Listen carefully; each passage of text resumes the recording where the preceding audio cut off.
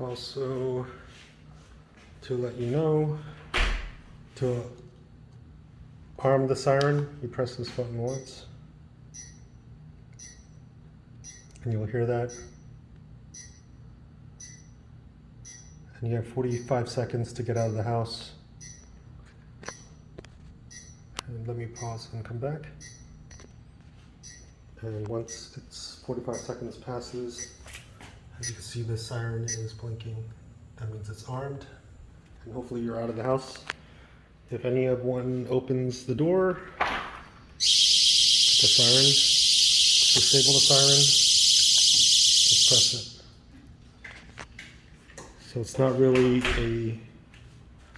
like a super secure system, but it's more of a deterrent. And yeah.